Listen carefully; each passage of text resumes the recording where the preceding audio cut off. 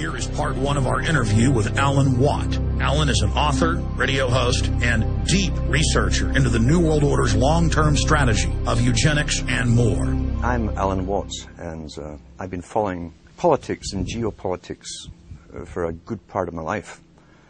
I didn't start off deliberately going out to find out everything that was possibly going on. In fact, I had no idea, to be honest with you, how vast the scale of an agenda, political agenda, is when you're bringing in a global society. Wars have many different purposes. Economics is only simply one big part of it, but cultural change and the building of empire through the defeated nations joining in leagues.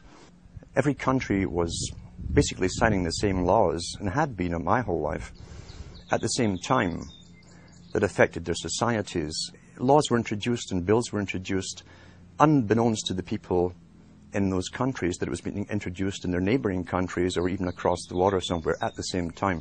I realized there was already a governmental control, obviously, that coordinated all of this, and it led me into the United Nations. For every single department of government you have on a federal, local, county, state, provincial level, the United Nations had an equivalent department to deal with everything. It was already set up, in fact, to be global government.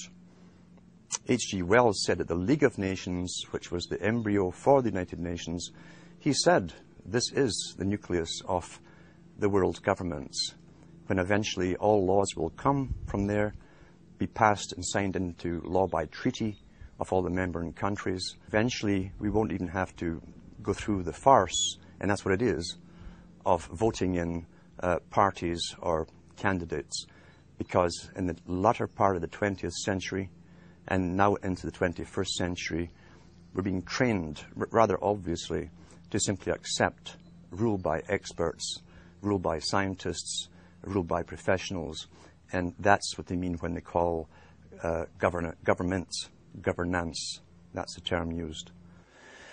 How do you get a domesticated herd to move from a field, a system in which it's been grazing for 20, 50 years, this kind of system, to this field over here, this new field? Because we have reluctance to change. We like familiarity, we like routine, you see.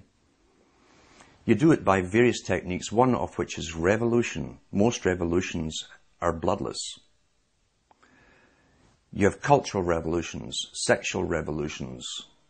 Along with that comes the music revolutions, etc. These literally are designed to alter and direct culture, knowing what kind of culture they'll have at the very end of it too. They know exactly what kind of culture they want to come out of it. You also can do it through crisis creation. Crisis after crisis has been hit on the people of the world since 9/11 happened. And we must understand that the techniques that are used abroad are also used at home in warfare. And we heard the term shock and awe. Shock and awe on the hard force level, as they call it, is bombs, all kinds of acoustic equipment to nullify enemies, scare the hell out of them through voice to skull and so on, which was used in Gulf War I, and it's all over the British media. But you can also use shock and awe on your domestic people again. You do it by crisis after crisis until the public are so terrified. See, the average person has a sort of confidence that they build up where they think, I can manage most things that come my way. Whatever little crisis in my life, what happens to other people, I can deal with. When all those around you are getting scared at the same time as you because they're losing their jobs, they've been threatened with pandemics, terrorists everywhere, terrifying people to even get on subways, and so on. And all those around you, as I say, are also in the same boats. You tend to be more easily directed by the powers that be that come out and speak with authority and confidence over you. That's why they give you a guy like Obama, who's trained in oratory. He was trained in oratory, not in truth, but in oratory, the technique of persuasion. Shock and awe, as I say, is a technique of making a person and a whole population punch drunk And each one of those fears, you see, you understand, the average person can handle one major crisis in their personal life, maybe two at the same time. It's understood in psychology and many, many studies that if you have maybe 3 to 4 crises hitting you personally in your life at the same time, you will literally go into an incredible depression, a reactive depression. You can't cope. That's understood. Apply that technique on a whole population. The thing is, there's not one of these crises that we're being told about that you personally can do anything about. What can you do about terrorism if it really exists all over the place? It's out of your hands. You're helpless. What can you do about a coming pandemic? It's out of your hands. You're helpless. What can you do about a nuke getting set off in New York Harbor or wherever? You can't. You're helpless. The message you're getting is that you're utterly helpless to defend, help, or save yourself. That is complete shock and awe tactic that's been used not only in the US and Canada, but across the world. Same strategy, because we're already global with a global society running us all. Massive psychology and warfare techniques in psychology has been used across the planet to make us succumb to fear and crises, as I say, and none of which we can actually do anything about on an individual level. Therefore, the leaders are presented to us on screen with uniforms or business suits and ties as politicians who speak with confidence, all scripted, of course, and they seem to have everything under control. You're now basically a fearful slave looking up to the powerful master to defend and protect you. That's the simple technique of it. I've been speaking about the Rockefeller Foundation. I was mentioning the fact that in the United States, the Rockefeller Foundation, which also runs, I think it is the Carnegie Foundation today, maybe even the Ford, they're all combined. And the families that are given the intergenerational rights, if you like, or authority to lead the world to amalgamation under global governance. Mr. Rockefeller also is heavily involved in the world depopulation strategies. He funds abortion clinics across the planet. He also funds hundreds of other front foundations that you would think were independent from his, but they're actually front foundations. He funds them all through his money. You can trace them all back again to so-called family planning clinics across the entire globe, especially in the third world countries. It seems that Mr. Rockefeller is intensely worried about overpopulation in the near future from countries which will have no industry, etc. And he sees it as his right to start the decimating process, basically, of depopulation. Last winter, I got an invitation to attend something called the World's Citizenship Council, the annual meeting. That kind of floored me because the head of the World Citizenship Council is Mr. Rockefeller himself. And here I am speaking out about and against them. So this did not come out of the blue. They try and get you on board working for them. What was also more startling was they always give members maybe 15 minutes or 20 minutes to speak, and I was offered that to speak on stage to this world meeting. The world citizenship idea is part of the old idea of Cecil Rhodes up into Lord Milner to the Royal Institute for International Affairs and the Council on Foreign Relations. Mr. Rockefeller is up on Google in some of his conferences giving out World Citizenship Awards to very famous people. So they've already bypassed and have bypassed sovereign nations a long time ago. What other benefits you get from being a world citizen, I'm not certain at all. But I was allowed, he said I'd be allowed to speak at this conference. He did not say what to speak about, or didn't say anything what not to speak about.